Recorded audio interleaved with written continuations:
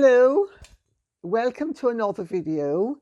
I'm awfully sorry, but this time it's going to be just me and Mickey because Misha has something else he's doing at the moment and he's not going to be able to do the videos with us for the foreseeable future. So hopefully it will be all right without him, because I don't want to be chopping and changing with too many people. So maybe it will work with just Mickey and me. Eh, Mix? Okay. Actually, before we go to the first question, I have just seen something come up that Meghan Markle and Prince Harry are making their first appearance after two major announcements. This is from People, otherwise known as the Sussex propaganda machine. I don't quite know what Harry and Meghan would do without People, because they give them the most wonderful publicity at all times. Anyway, they have announced that we're using podcasting to drive powerful conversations. That's Meghan. And Harry says that inspire, challenge, and educate. Gosh, we created RQL Audio to make sure that we can elevate voices that maybe aren't being heard and hear people's stories, Meghan says, and Harry adds. And the biggest part of this is to create this community of where you can share that will encourage everybody else to then share their own vulnerabilities within that safe space. I ask you. I think now that I've had my moments fun, I couldn't resist opening it to see what it says. The pretentious piffle that comes out of those two idiots' mouths. The first question is from Janet Artiaga. Good morning, Lady C. Thank you for your insight. I'm just a little confused. You spoke of Harry renting a house for a Thanksgiving luncheon. I was under the impression that Thomas Markle Sr. has never met Harry. Am I right, or did I miss something? Have Harry and Markle Sr. met? The answer is they have never met. Harry rented a house for Meghan and her parents to have a Thanksgiving celebration. He was in the West Indies at the same time, promoting in part a certain gambling enterprise, which has been behind the scenes causing a degree of concern, but we won't go into that one at this point. So no, Harry has never met Thomas Markle, and that in itself should have raised a red flag, because who ever heard of somebody getting married and the parents, they've never met the parents, unless you're eloping. But we all know that the reason why Harry never met Thomas Markle was that Thomas Markle is garrulous and he would have spoken the truth. And my goodness, that would have blown something or two out of the water. So, next question from Wendy Cromwell. I wonder if Meghan announced the second baby and the Oprah interview to pull focus from Samantha's book. It seems highly likely to me. Well, I think there's a distinct possibility that she, ever driven by self-interest as she is, that she saw that those would be two benefits that would accrue as soon as she made the announcements that she did. So I think there was the delight in knocking Eugenie off the inside pages, not even front pages. And of course, she's hoping that by creating a new story, nobody will focus on the older story, which is Samantha's book. Well, I think people who are interested in the truth are interested in what Samantha has to say. They may not agree with everything Samantha says. They may take some of what she says with a pinch of salt. But I think anybody who is interested in the ongoing Sussex-Markle saga is going to be interested in what Samantha has to say. Because let's face facts. This whole business is developing into a Shakespearean stroke Greek tragedy stroke French 18th century farce. I don't know if it's Feydeau or Aristophanes or Shakespeare or a combination of all of them. But I think that what is actually happening here is very interesting, because what is transfixing people is the ever-developing themes and the ever-developing strains to the story. That every few days there's a new strain and a new strand. And, you know, I think people have begun to get the sense, and I certainly have begun to get the sense, that things cannot continue at this rate. You cannot be so bombarding the public to such an extent as they have been doing, and that somehow something isn't going to give somewhere. It's too much. Maybe too much too soon, but certainly too much. I think, though, that anybody who is interested in human nature is going to be interested in this saga as it develops, because it is now obvious that there's very little possibility of it ending except disastrously or fantastically well. And there doesn't seem much likelihood of it ending very well. So that's the baby announcement. And then we go to Tammy Goes, who then has the next development in the Sussex saga. I can't wait to hear Lady C's take on the Palace statement and the Markles. We in the USA are not all fans of those two. Well, Miss Goes or Mrs. Goes. I mean, that has to be said. The Palace statement followed by the Harkles statement, as some people call them, is really rather interesting, because, you know, the reality is that the royal family has gone to great lengths to try to preserve Harry and Meghan's dignity.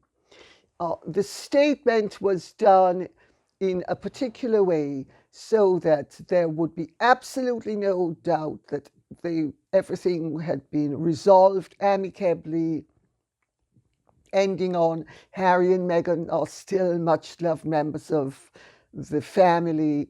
Well, in fact, I'll tell you, my information behind the scenes is that they are as much loved at this point as any 27-year-old wishing to live to 90 who has nothing available except sand and or strychnine to eat.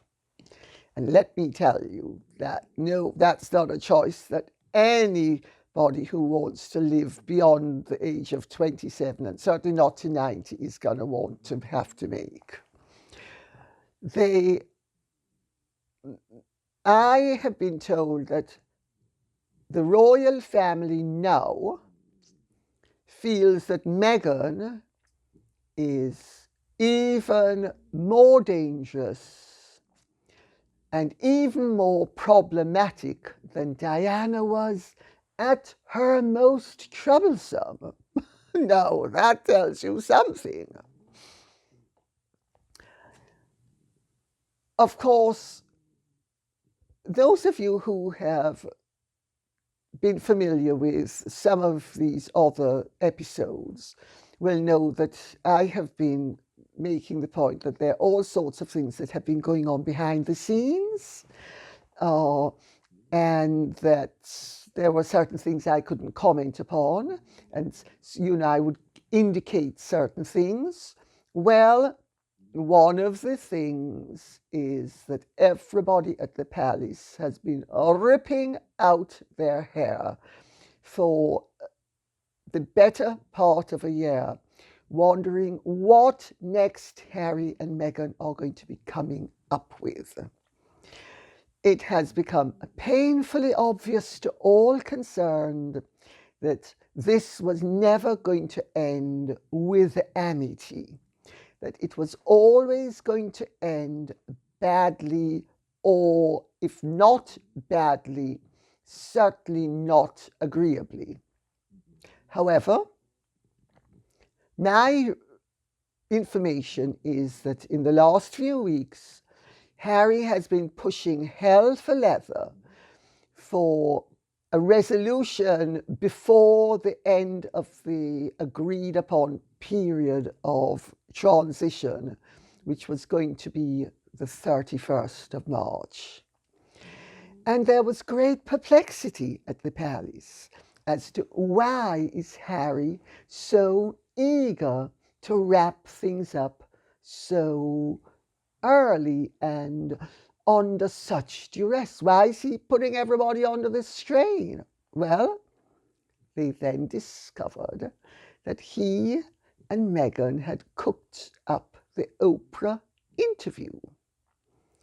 Well, that has gone down like a lead balloon, because Oprah has been chasing after the Prince of Wales for the last several years for him to do an interview with her. And he has avoided it as assiduously as somebody trying to avoid the bubonic plague. Because Oprah promises one thing and she zeroes in for what in America they call the dirt. And it always ends up being very personal, very confessional. Oh, just share it with me and my millions of viewers, but we forget about them. It's just going to be you and me. And I don't know if those of you who saw the interview some time ago that I gave about how on the one occasion that I was asked to appear on Oprah and I turned her down because I had a previous commitment and said I was about to honor it, they actually had the temerity to tell me, well, if you don't appear on us, now we're going to blacklist you and you'll never get asked to appear on us again. Sort of, threats. And I said, well, I'm awfully sorry, honourable behaviour requires that first come, first serve. And that was how it was left. But Oprah has been wise and wonderful and marvellous. And she has been stupendously feeling while banking the billions. And she is an extremely clever businesswoman. And she is very good at what she does. But if you want to keep your dirty linen private, don't go on Oprah. So, of course, Charles has made sure he's never been on Oprah. Sarah York has been on Oprah once or twice, but Sarah York is a different case altogether. She is an ex-wife. She has had to make her way in the world because she had a very small divorce settlement. And being an ex-royal, she has been cut a degree of slack that you cannot cut with an actual royal. And Harry and Meghan are both still actual royals. Whether they are allowed to use their royal highness or not, they remain royal highnesses. They remain members of the family. And my understanding is that the palace is terrified. Sorry, Mickey's snoring. Mickey, stop snoring. The palace is terrified that Meghan is going to play, with Harry's connivance, the race card. Because whenever Meghan and Harry don't get their way, or whenever Meghan and Harry are opposed in any way, just as how when Meghan was an up-and-coming actress of no great beauty and no great distinction, was always blaming the fact that she didn't get roles because she was not dark enough, too dark, when it most likely was because she was too flat-chested, too artificially induced, too artificially produced, too artificial in every way, not good-looking enough, not striking enough. It never occurred to her that it might be that she was not up to the mark. As far as she was concerned, she was totally up to the mark, and by her own account, it was always to do with her colour. Well, Harry and Meghan have played the colour card systematically.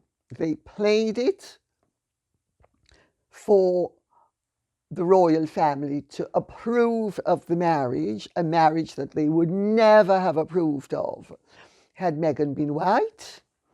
And the royal family alighted upon the fact that Meghan was mixed race because, of course, the royal family is the royal family not only of Great Britain, but of several countries of colour, including Jamaica. And to them, it was manna from heaven to have Meghan coming into the family. And indeed, everybody in royal circles and in aristocratic circles felt like that, until people began to see Meghan for what she was, and to see the way she behaved and the way Harry behaved. So it will be very interesting to see if the great fear of the royal family is going to be realized when Meghan gives that interview to Oprah.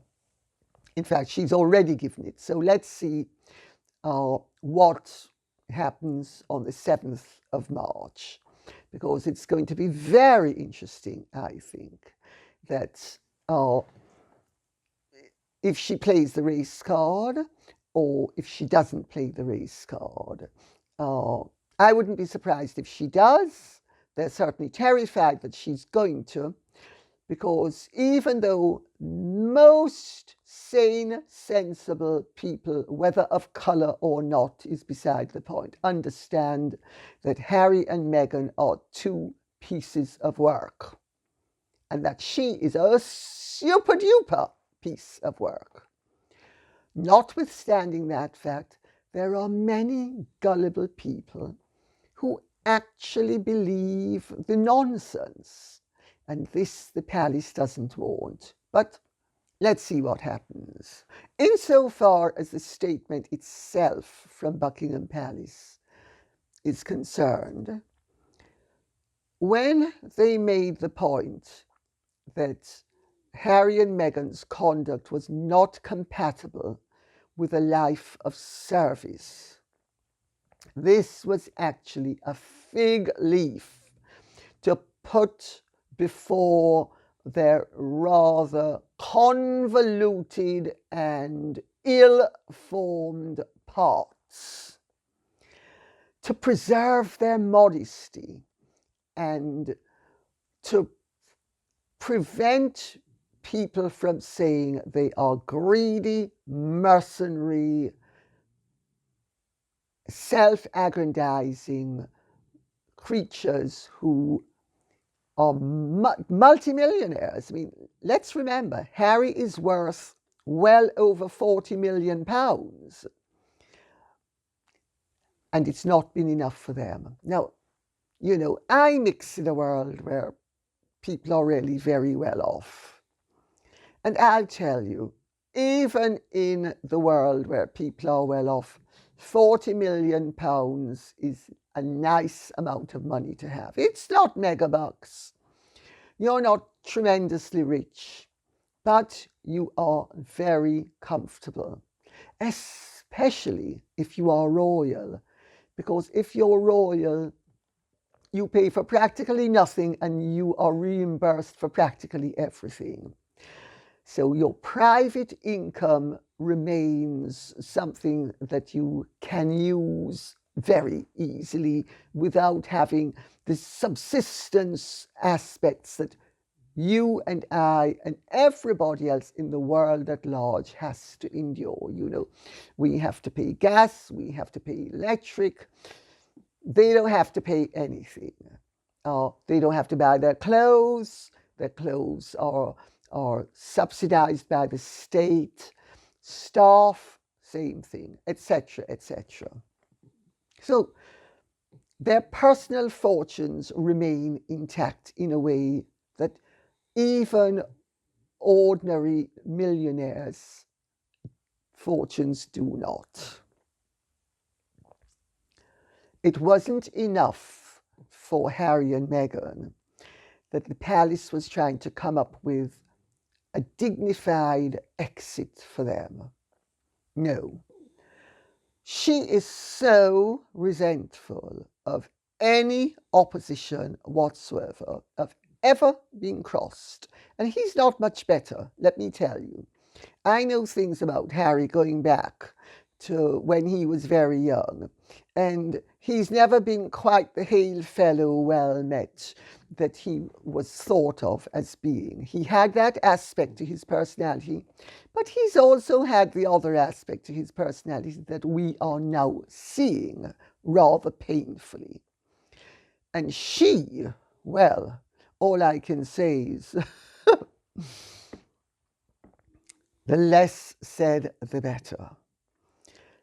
But it wasn't enough that they were offered the fig leaf and that the statement ended on a very positive note that they are much loved members of the family, even though, as I made the point a little while ago, they are really not much loved members of any family at the moment. They're completely deplored by all quarters. And yes, one or two members of the family still love them, but even the ones who love them are very afraid of them, and they have very little support. So what do? Notwithstanding the fact that Prince Philip is in the hospital, that Prince Philip, God forbid, could die at any minute, that obviously the family is very concerned about Prince Philip. And I understand, in fact, that one of the things that drove Prince Philip into the hospital was the apoplectic fit that he endured when he discovered what Meghan and Harry were up to.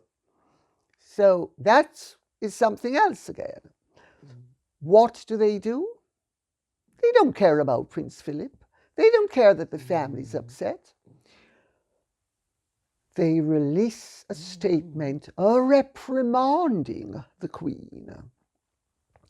Because really, how dare you? Who do you think you are, you 95-year-old cow? Who do you think you are? I mean, what? The Queen of England?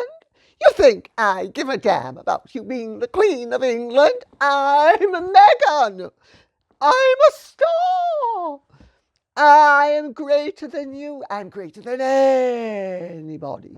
I'm even greater than Norma Desmond in Sunset Boulevard, because I am the greatest thing that ever existed. And you need to remember your place, you uppity little pipsqueak of a 90-something-year-old monarch. I mean, really, who the heck do you think you are? Telling me that I can't have a life of service? Anybody can have a life of service. Service is universal.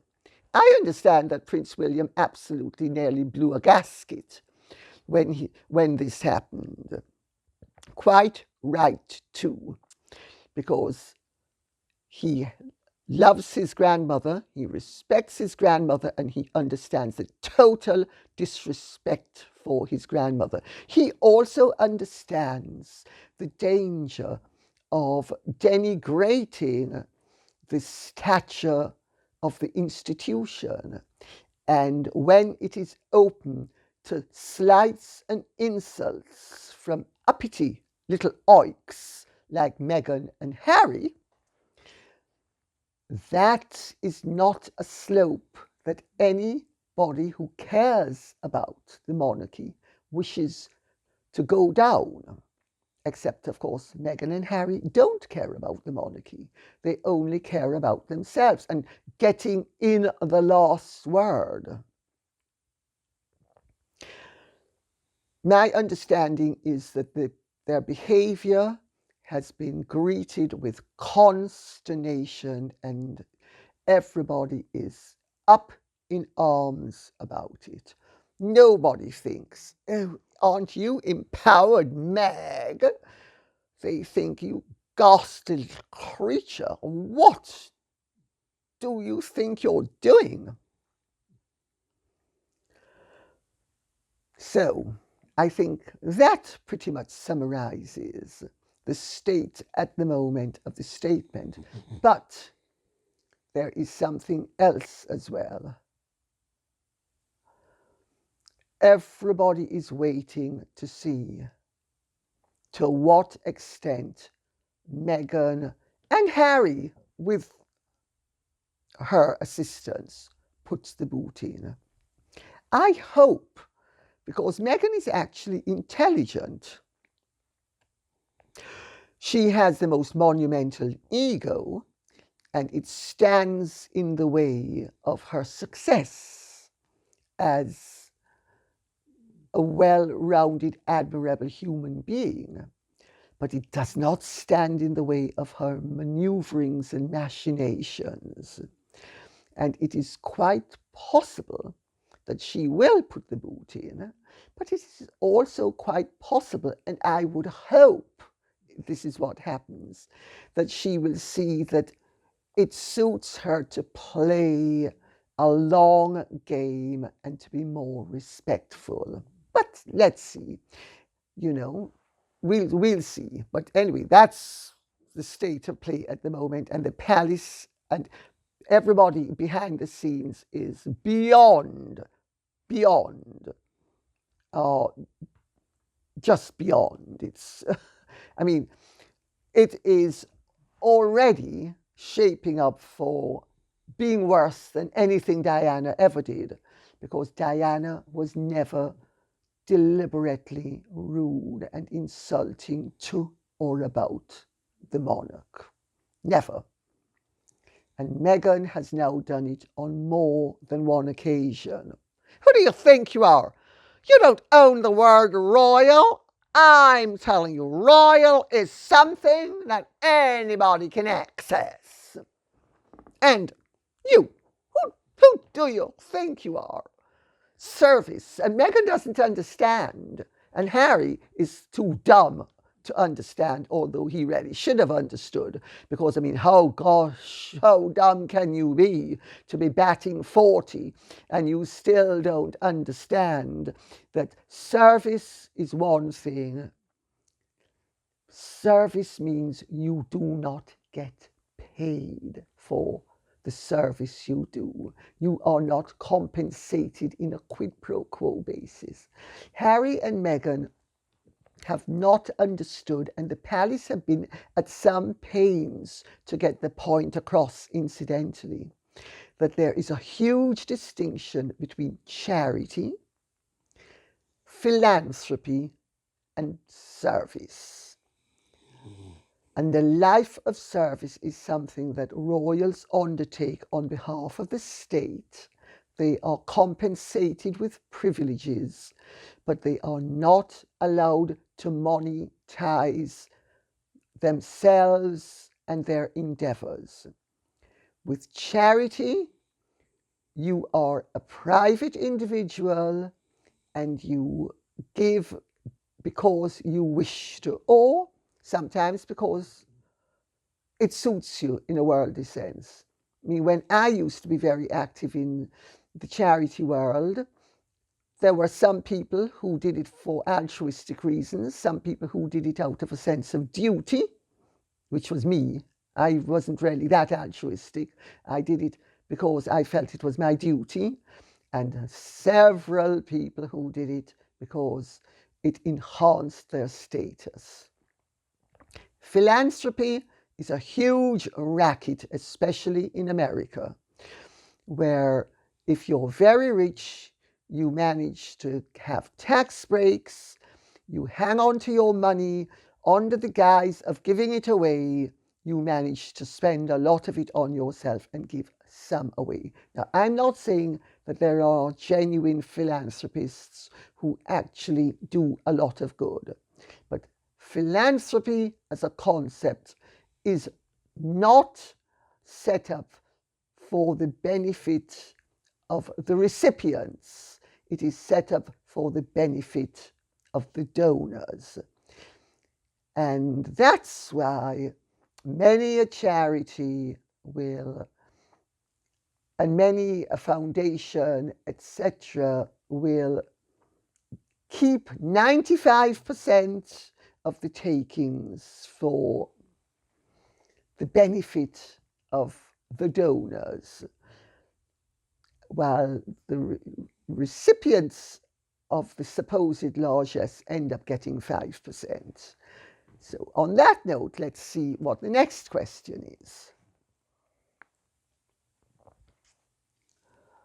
Fern Clement. Will there be a shake-up in the near future of Counsellors of State? Currently, the Duke of Edinburgh is 99. Prince Andrew lives in virtual seclusion. His daughters are consistently said to be expecting no formal role as full-time working royals. And now Hugo Vickers in the Daily Mail is suggesting Harry renounces place in the succession, and one could reasonably think Harry should renounce the rights of his children to succeed to the throne as well. Could Catherine be made a Counsellor of State, as the Crown Princess of Denmark was recently designated as able to serve as regent by the Danish Queen? However, it seems only spouses and former queens have served as a Counsellor of State, and the rest have been in the line of succession themselves. Thank you, and I always enjoy listening to your thoughts. Well, there are differences between Counsellors of State and regents. Counsellors of State are members of the royal family, usually though the 6 closest adults in the line of succession, which means that you can be adult number 13, and if there are 9 children ahead of you, you're still one of the Counsellors of State. Well, you qualify to be one of the Counsellors of State. Being a regent is something rather different. The regent is usually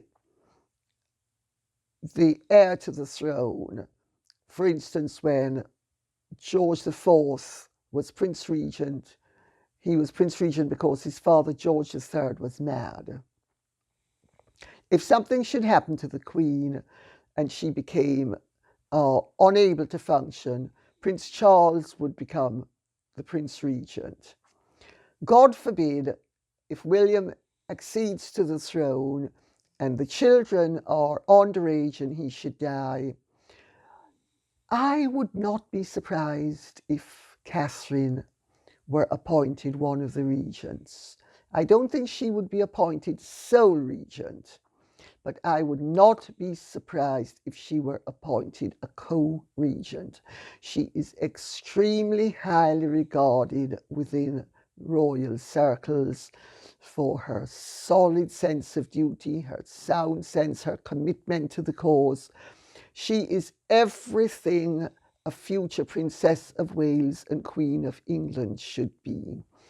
And I would not be surprised if she were appointed a regent.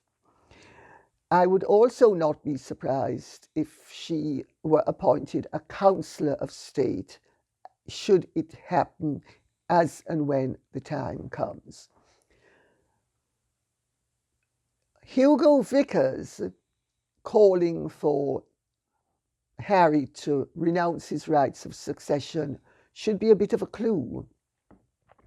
You will recall, those of you who've seen previous videos, that I have said that there is a movement afoot in the palace to get Harry to give up his titles and his rights of succession to the throne. And Hugo, who I know somewhat, and I've had a checkered past with, positive, then negative, now positive again, thanks to his daughter, certainly would not be saying something like that if it didn't have the blessings of people very high up in the palace. Because unlike me, Hugo will never say anything that is going to compromise his ability to remain a verger at St. George's Chapel. I think Harry should renounce his rights of succession. I also think that he should be demoted entirely to just being an earl. I think he should be stripped of royal rank altogether. Let us watch and wait and see, because this is a terribly conflicting situation for the royal family, because William loves his brother. The Queen loves her grandson.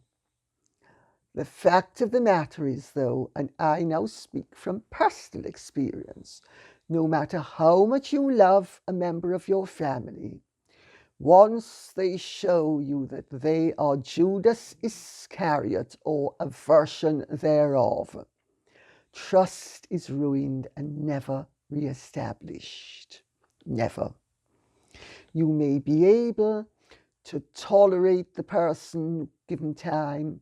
You may be even able to have a superficially pleasant and agreeable relationship with them. You might even on occasion come to their assistance, and they might even on occasion come to yours and act as if they are family. But on some level, you do not harbor a serpent in your bosom. And if you know that somebody has betrayed you once, you would have to be awfully dumb to keep on opening yourself to further betrayal. It's human nature. You protect yourself against those who have attacked or undermined you. And the situation is deeply deplorable, and it's not getting any better, it's getting worse. There are certain things that I wish I could say, but I can't say at this point. And I may never be able to say some of them. But all I can say is this is a very painful situation for all concerned. And on that note, I will say thank you very much for listening. Please keep the questions coming in. Please hit the like button, subscribe and notify, or whatever the version is. I'm sorry, I don't remember. I'm sorry, but I hope I'll remember eventually. Thank you very much, and Godspeed.